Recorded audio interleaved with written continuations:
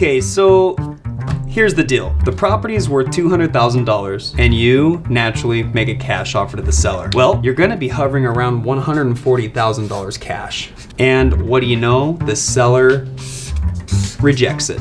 Says, nope, no can do. Possibly the seller owes more than $140,000, or it's just much less than he would like. So now you gotta make another offer. You could let this lead go and decide, hey, I can reach back to him in a month. But what's gonna happen is some other investors are gonna show up and get a little bit more creative and offer the seller what he's asking. Let's talk about what the seller was asking. The seller actually wants minimum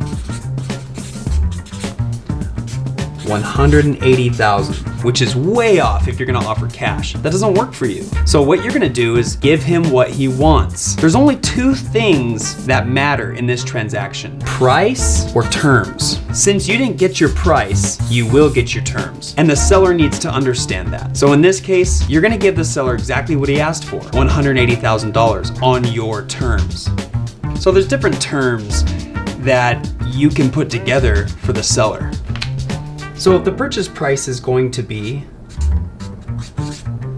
$180,000, you're gonna ask your seller, if I give you this price, would you give me 5 years to pay you the full amount? A lot of times the seller will still say no. Look, I need to sell this for $180,000. What I do then is I explain to him that his house is not in any condition to sell for $180,000. It needs work. If I'm to purchase this property, I need to be at my $140,000 price, which he would not agree to. There's also other things that I would say is you could put this on the market if he suggested, of course, and you would lose to realtor fees, buyer concessions, months of it staying vacant because it's just not in the tip-top shape like the Jones property is. So after he realizes this, you're gonna then say, hey, I can pay you $180,000 and you can also add another $5K if you want, up to you. But I need at least 5 years. He will probably say no again. Then you're gonna say, great, well, how long will you give me? I'll give you 4 years.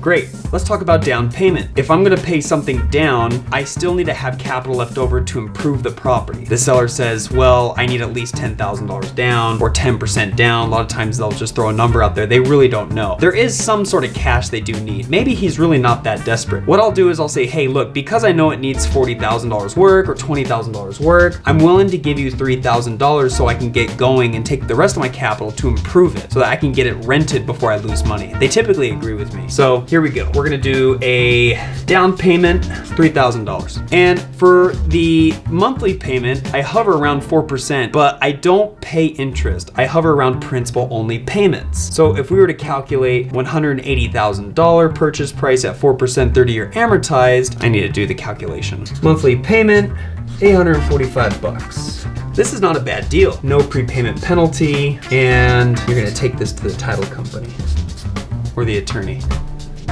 All right, so once they sign it, you got a deal.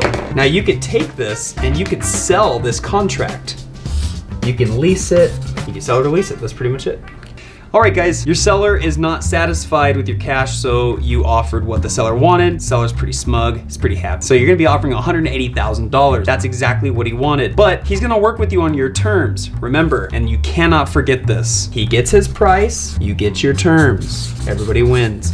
Now from there, you're gonna agree to a 4-year commitment. This is on a deed of trust. This is a note. This is literally a mortgage. He's financing it for you, okay? The down payment, you guys both agreed to $3,000. The monthly will come out to $845, which is a 4% principal only. I say 4% just to give you an idea. 4% principal only of $177,000. Remember, you paid $3,000 down, and there's no prepayment penalty. You build the contract, he signs, you sign, and you use a title or an attorney, title company or an attorney. I forgot the E there. Oh well. And you have some options afterwards. You can take this piece of paper and you can sell it, or you can just lease it. Now you got a property. You have a cash flow machine. I mean, if you're in a great area, you could put this up on VRBO, Airbnb, HomeAway, Flipkey, TripAdvisor, whatever. If you're not, well, the rental market's big. So you could lease it and hopefully get some cash flow. You could even set up a seller finance, or excuse me, you could set up a lease option to an end buyer, which could be earning income on rental arbitrage. You could be earning a large deposit, and you can also sell for a higher price at the end of a certain term. Make sure your term's less than 4 years.